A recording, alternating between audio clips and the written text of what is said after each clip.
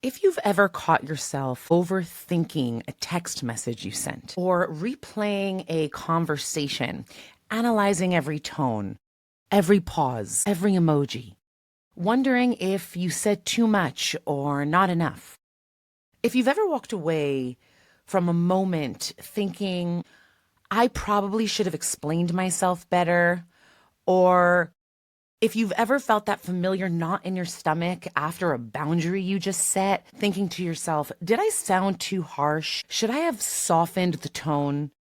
Then this episode is for you. Because today we're talking about the trifecta of mental overdrive. I call the three O's overthinking, over-explaining, and over-analyzing. And not just what they look like on the surface, but why we do them. And more importantly, how to stop. Let's get into it.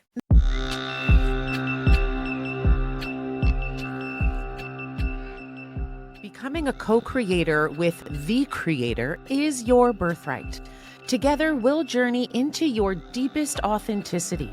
Because the more you align with who you truly are, the more effortlessly you call in the life that you desire and deserve.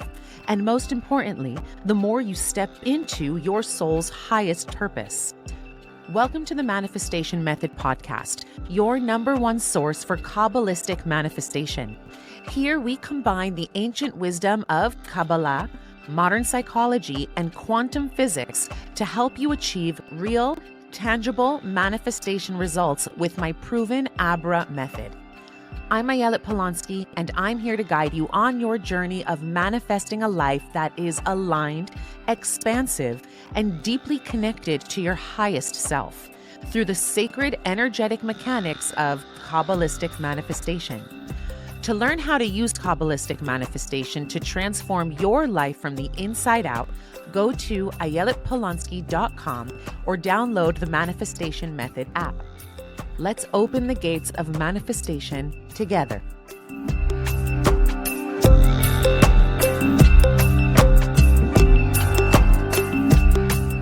Now, if you're someone who has ever caught yourself overthinking, over-explaining, or over-analyzing, which, let's face it, if you're listening, I assume the answer is yes. Here's what I want you to know first and foremost. You're not crazy, you're not broken, and you are definitely not alone. In fact, I have a feeling most people who stumble upon the title of this podcast episode can relate in some way. Right? So these overs are not character flaws. They are nervous system strategies. They are your mind's way of trying to protect you from what your body once learned was unsafe. So overthinking sounds like, if I can predict what might go wrong, maybe I won't get hurt. Overanalyzing says, if I can understand why they did that, maybe I can prevent it from happening again. And over-explaining says, if I can make you see where I'm coming from, maybe you won't reject me or misunderstand me, or worse, leave. So see, each of these patterns are love in disguise, a form of distorted love. Love that once served you when you were little, maybe. When maybe you had to manage the moods of your parent or explain your feelings in order to be taken seriously. Or to stay one step ahead of everyone else just to feel safe. So these patterns formed because at some point, your body learned safety means managing perception. Safety means managing perception. And so now, as an adult, every time you sense disconnection or conflict or uncertainty between you and another person, your system tries to think its way back to safety. What a smart system we all have, right? And thank God for that.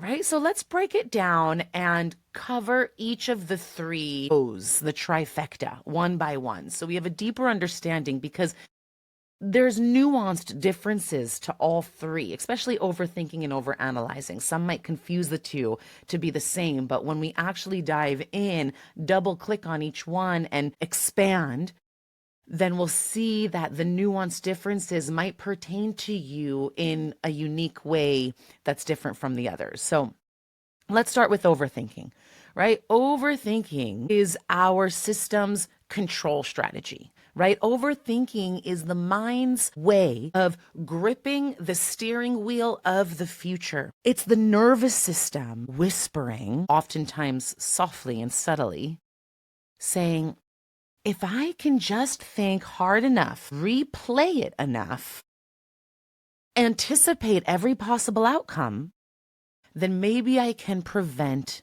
pain. But here's the paradox. Overthinking doesn't protect us. It paralyzes us. It traps us in the illusion of control. So it's like being in a car that's stuck in neutral, your foot pressed all the way down on the gas, the engine is roaring, but you're not actually going anywhere. So you burn through energy, time, and peace and still stay in the same place. So that's what overthinking does. It literally burns your energy without creating movement or momentum. And at its core, it's not a thought or thinking problem. It's a safety problem. Overthinking means that the mind keeps chewing on possibilities because your heart doesn't feel safe yet to rest. So the mind steps in as the overprotective guardian, so to speak, right? Hypervigilant, scanning, planning, preparing, thinking that if it can just solve every potential threat ahead of time, then you'll be safe. But here's the truth. The truth is that thinking is not safety. And I know that's like counterintuitive because so many of us think if we can just think our way through, then getting all the information and bits and pieces that I need will bring me to safety. But no, thinking is not safety. What is safety? Presence is safety. Breath is safety. Body is safety. So the mind doesn't stop spinning because you told it to, right? You can't outthink overthinking. That's just a dog chasing its tail. That's a trap. It actually stops when the body feels safe enough that it no longer needs the mind in order to protect it. So see here, the solution becomes create safety in the nervous system. Be able to press pause on the screen of the movie of your mind and breathe into that scene in your body, right? So when you find yourself in those loops, right? The mental movie that replays all of the what ifs, right? The trying to decode the future, pause, fight your mind, right? I see this all the time when clients come to me and they're like, hey, Ellen, I just want the anxiety to go away. I just want it to stop. I just want the thinking to stop. And they come to me and they say, it's not my body, it's my mind. The anxiety is all the thinking. It's all the thinking that I'm doing. It's the thinking that's causing the problem, right? And so they just want it to go away. They're resisting what is, and that is never the exit strategy. That is never the right solution, right? You can't fight your mind out of this. You got to soothe your body, slow your breath, feel your feet. Drop your shoulders. Let your body whisper over and over and over and over on repeat a new track record that says, we're safe now. We're here. Here's the thing. When the body feels safe, the mind can finally unclutch its tight grip. And so then the car starts to shift out of neutral. The engine begins to quiet. And suddenly the path ahead, right, the one that you were trying so hard to predict, begins to reveal itself. One step, one breath, one moment at a time. So that's overthinking, okay? Then we have overanalyzing. Standing on one foot, I would say overanalyzing is the system's distrust strategy. Okay, so overanalyzing and distrust, not trusting, go together. Overanalyzing is what happens when trusting feels like too big of a risk. Okay, so it's the mind saying, I've been blindsided before, I've been hurt before, I've been betrayed before, I won't let this happen again. So we start scanning for clues. We start reading between the lines, right? Lines that were never meant to be read between to begin with. We start to dissect the other person's tone. We dissect their punctuation. We dissect their choice of emojis. We become emotional detectives searching for hidden meaning in places where truth might have simply been ordinary. It's when someone says, I'm fine. And instead of taking it at face value, our nervous system goes, wait a minute, what do they really mean when they said that they were fine? Are they actually fine? Do I trust that they're fine? Oh my gosh, wait a minute.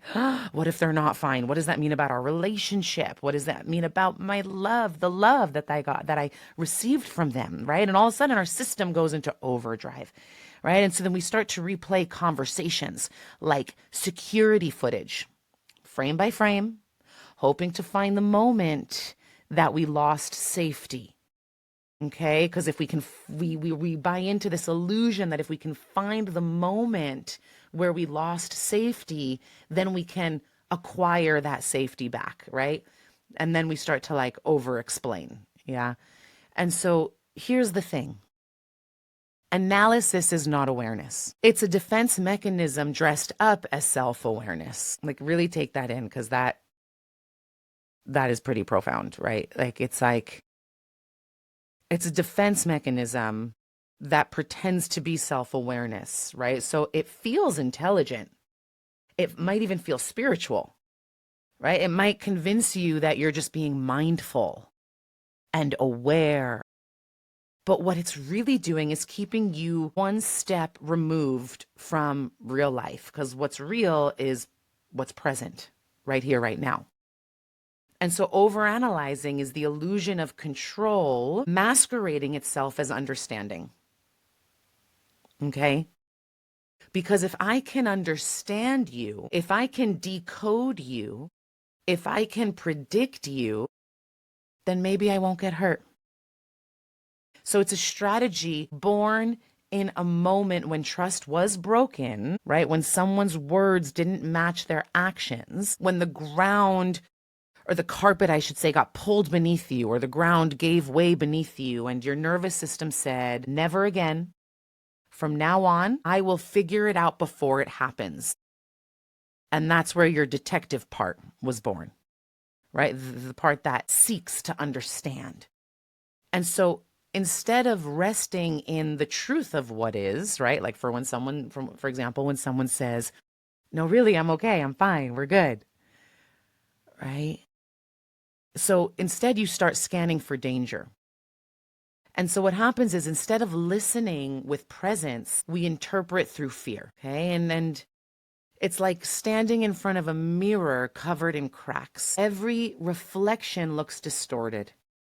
And we keep trying to piece together what's real, forgetting that it's not the reflection that needs fixing, but it's in the one, or I should say, it's the trust in the one who's looking. Because what we're really searching for underneath all that analysis is not clarity, it's certainty, right? We think we're searching for clarity, but what we really want is certainty, because certainty tells the nervous system the love has not ruptured, the connection has not ruptured.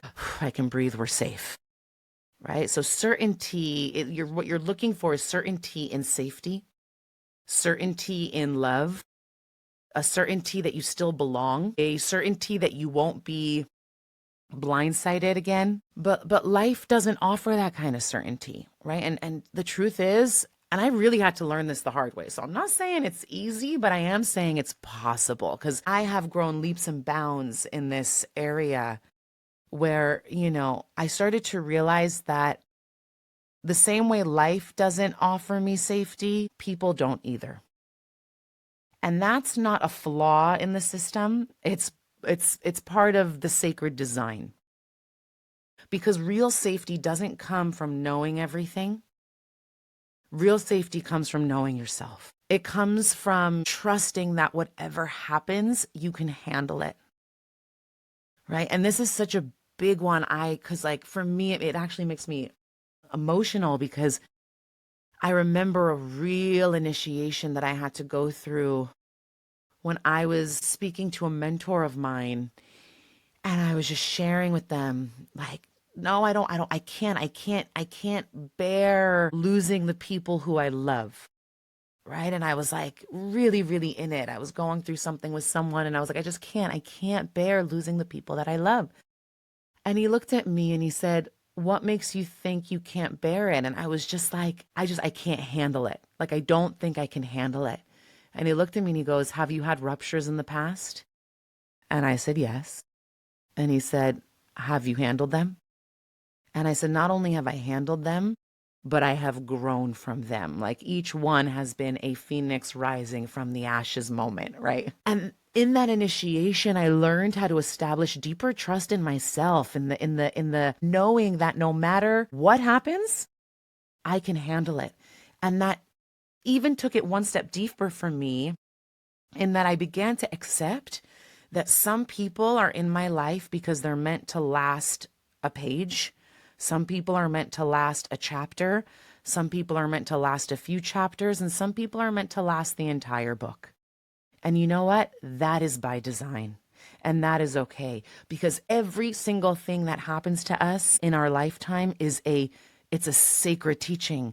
It's a lesson. It is here for our own personal tikkun, for our soul's evolution. So even if it involves pain and maybe sometimes even what feels like suffering, right? It is all by design, and every single person who's come into your life, including those who have left, are here as sacred mirrors, sacred teachers to help you experience the sacred alchemy of your soul's evolution that you are here to experience. And that is the truth of life. And so when you trust your own discernment, you no longer need to decode everyone else's behavior.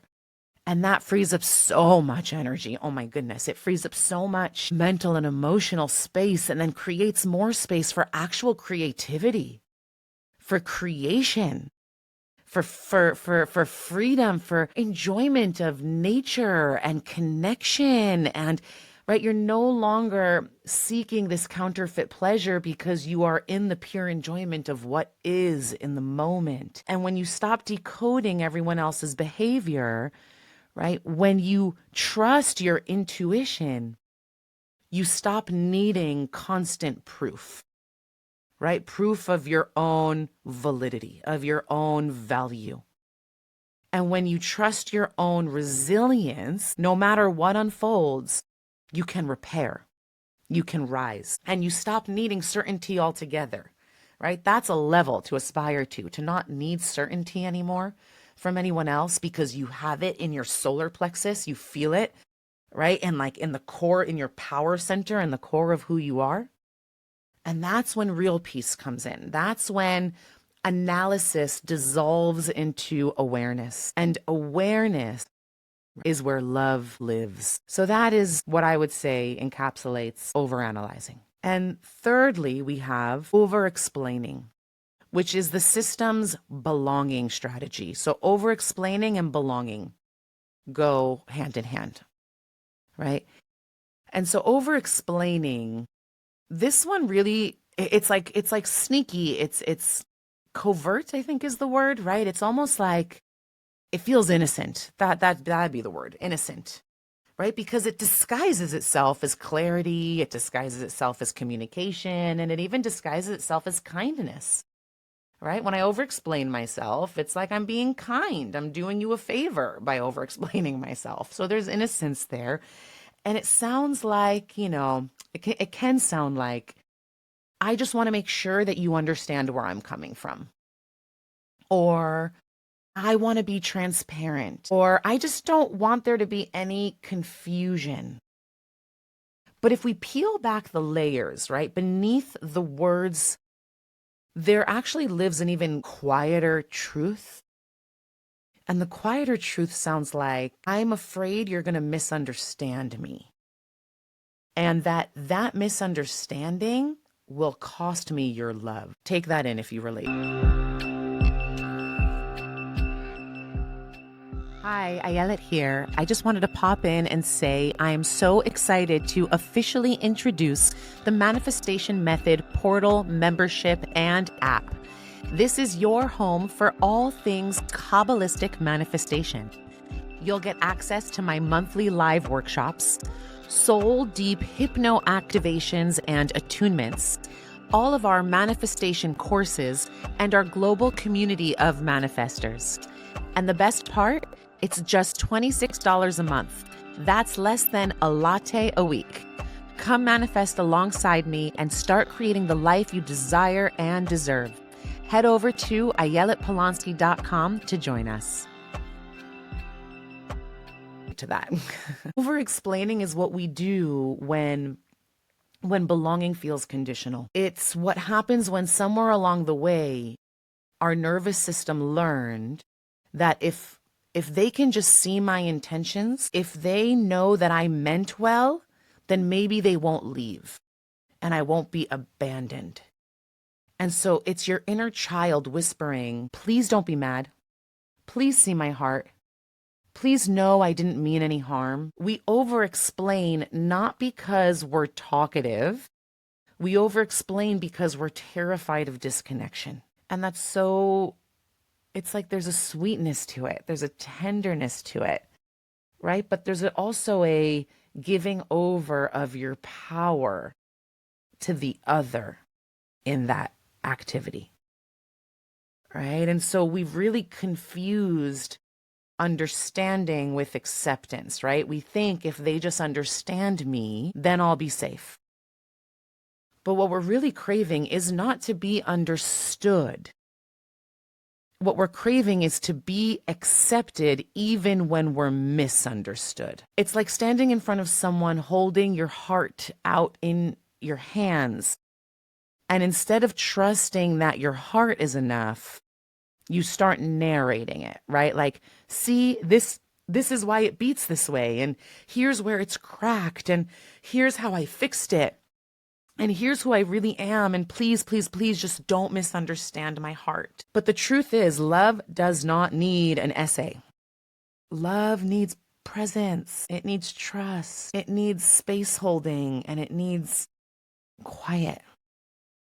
And so over-explaining is the nervous system's last attempt to earn safety through performance. It's what happens when our energy says, if I can manage your perception of me, then maybe I can manage my worth. But here's the truth. Worthiness isn't something that you can explain into existence, right? You don't explain to someone why you're worthy and how worthy you are. That'll never give you that feeling of worthiness that you're actually seeking. True worthiness, it's something you embody. It's the silent exhale that says, I trust that my heart speaks louder than my words. So imagine this. You set a boundary with someone. Maybe you say, I can't make it tonight. And instantly your nervous system wants to fill the space with explanations, right? I've just been so tired. I have a lot going on. It's not you. I still value our friendship, and on and on and on and on. And I get it. Trust me, I've been there. I catch myself doing this sometimes, even today. It's something I always check in with, right? Because it's a real act of presence. And I know when I am coming from my solar plexus, when I'm coming from my sense of self and my own sense of worthiness, then I don't over-explain myself, right? Because this over-explanation is the urge to justify, it's that urge to justify. Is your body trying to hold on to belonging? It's that little girl or little boy inside saying, if I explain enough, then maybe they won't think I'm selfish, right? But real belonging doesn't require justification. right? It's the kind that holds you even in silence. It's the kind that doesn't need proof. It just needs presence. And so here's the practice, right?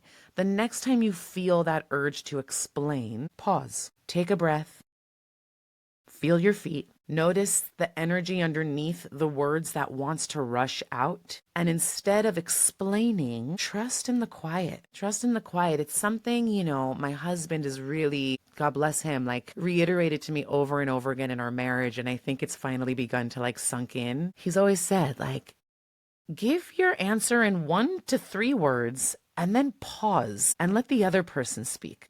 Start to get comfortable in the discomfort of the pause, right? Because for a while there, I was getting uncomfortable in the pause.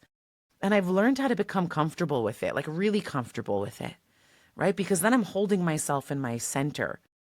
And so I'm also in that space, in that silence, I'm allowing my no to be sacred, right? So I let my truth be brief. And I let my boundary be soft, but steady, right? I'm not mean, right? I'm not like aggressive in my boundary. I'm loving, right? Boundaries, I always define boundaries as me first, you second with love. And a lot of people forget the with love piece, right? When they start learning boundary work, they think me first, you second. Okay, but the with love piece is crucial, right? And so I let my boundary be loving, but I let it also be anchored in my center. Right? Because every time you resist the urge to over-explain, you're actually teaching your nervous system a new story. It's a story that says, I can be misunderstood and still be loved. So you're teaching yourself something profound, right? You're teaching yourself that I can take up space without performing, or that I can belong even when not everyone gets me or understands me. And that, my dear, is real freedom, right? So how do we stop these patterns? How do we kind of like catch this trifecta? Maybe you catch yourself in one, maybe you catch yourself in two, maybe you catch yourself in all three more often than you'd like. And so how do we gently stop these patterns? Or rather, I should say, how do we outgrow them, right? Because we don't stop them through mere like willpower. We stop them through awareness, through compassion, through practice, right? It's a muscle. Like people might say, yeah, I practiced boundaries that one time and it didn't really do anything. And it's like, okay, well, if you've gone your whole life not establishing healthy boundaries or not practicing your no or over explaining yourself or over analyzing, right? Or people pleasing, how do you expect in one day for all of that to be rewired?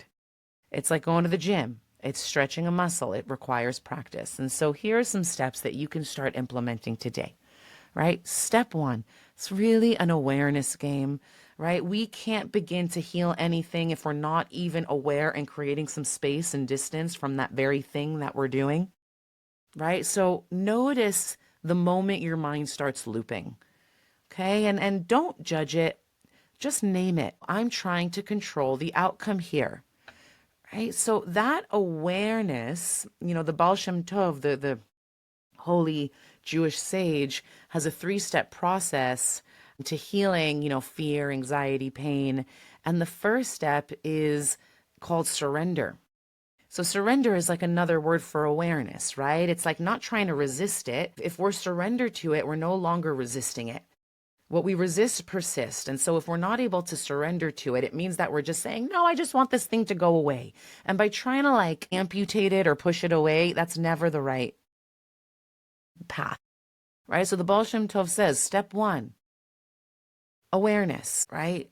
Surrender to it. This is what I'm experiencing. I'm trying to control the outcome. Again, that awareness interrupts the pattern.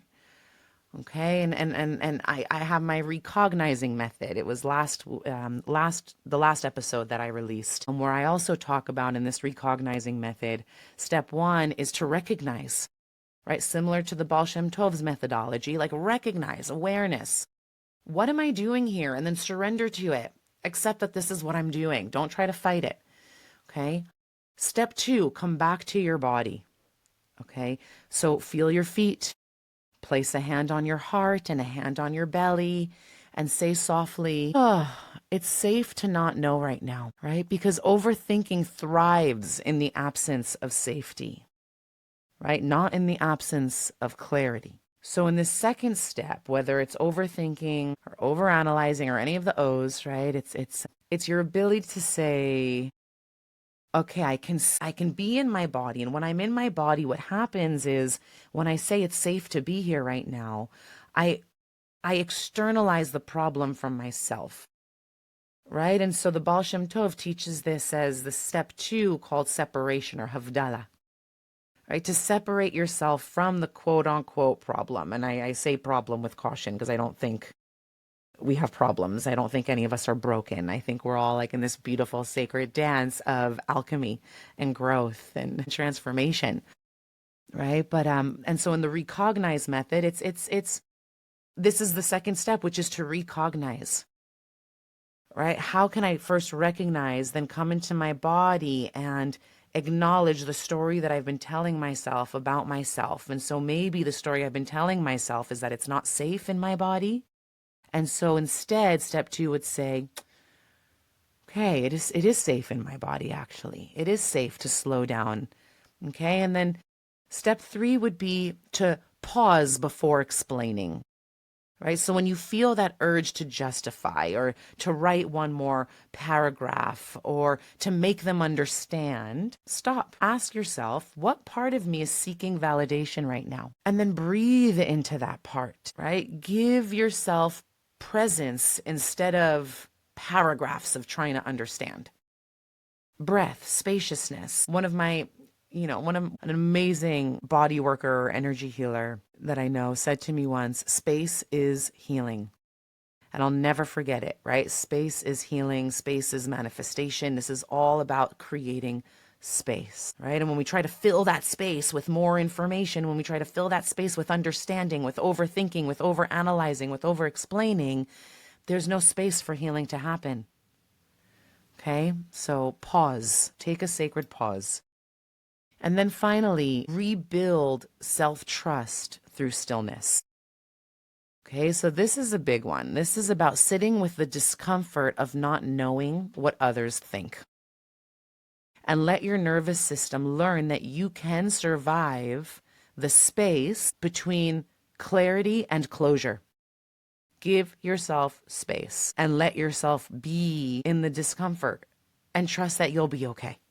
Right? That's where true empowerment lives. That's where true freedom lives, in fact.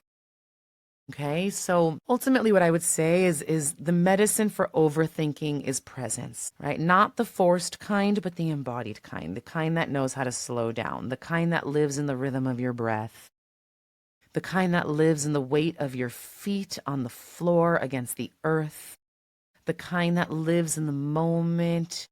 You notice that your shoulders are lifted and you gently drop them, okay? The medicine for overanalyzing is trust, right? The kind of trust that isn't blind or naive, but the kind of trust that gets born from nervous system safety. The trust that grows when your body learns that it's okay to not have all the answers right now. The kind of trust that allows the heart to soften without needing the mind to solve. And then the medicine for over-explaining is self-worth, right? It's the quiet confidence that says, I no longer need to perform my goodness in order to earn belonging. Okay? It's the embodied truth that your presence itself is enough. That your tone, your timing, your being, that they already carry meaning without you needing to anything. Okay, and at the root of all 3 of the trifecta of overanalyzing, overthinking, overexplaining is one shared human longing.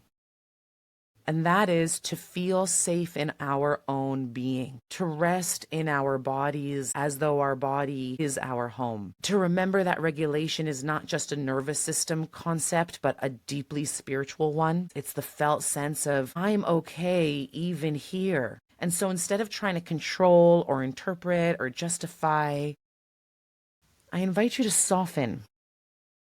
to soften your jaw, to soften your breath, to soften your need to know. Try letting silence hold the answer for a while. Let the pause do the work that your mind has been trying to do. Because safety is not found in figuring things out, right? Safety is found in feeling yourself here, in allowing your breath to land before your thoughts take off, right? So when you no longer need to control how life unfolds, you finally begin to actually experience it. You begin to partner with it. And what a joy, what a dance, what a celebration. To not have to overthink your next move, to not have to overanalyze your last one, to not need to over-explain who you are to anyone, right? Because ultimately your body already knows and your breath already knows that you are already enough as you are right here in this moment. And so if this episode resonated with you, please share it with someone who tends to maybe live a little bit too much in their mind, someone whose nervous system could use permission to rest. And if you're walking this journey with me and want to take it even deeper, then I invite you to join me inside the Manifestation Method membership. It's where you get as much access to me as humanly possible. It's really where it's where I take all this information that I share in podcast form and take it from the level of mind, and we together drop down into the level of body, into somatic wisdom, into embodied understanding.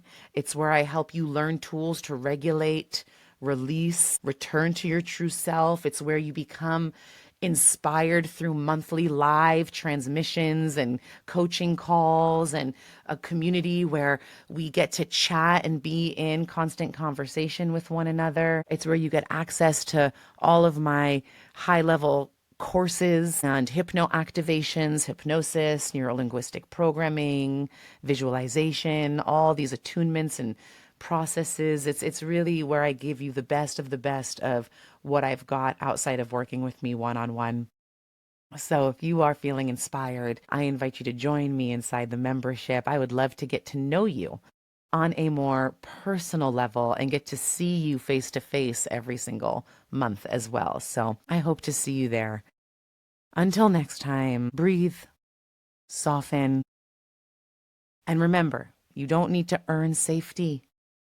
You are already home. Thanks so much for joining me. Here's to your rising.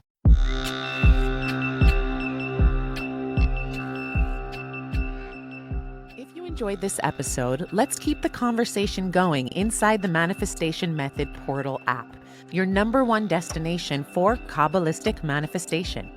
Inside, you'll unlock the secrets of manifestation through my proven Abra method, rooted in Kabbalah, psychology, and quantum physics, designed to help you manifest real, tangible results from the inside out. Join our global community of manifestors, explore our signature courses, monthly live manifestation workshops with me, Ayelet, and access our transformational hypno activations and attunements to rewire limiting beliefs and align with your soul's purpose. The app is available now on the Apple App Store and Google Play. To sign up, head over to ayeletpolonsky.com. Becoming a co-creator with the Creator is your birthright. Let's manifest the life you desire and deserve together.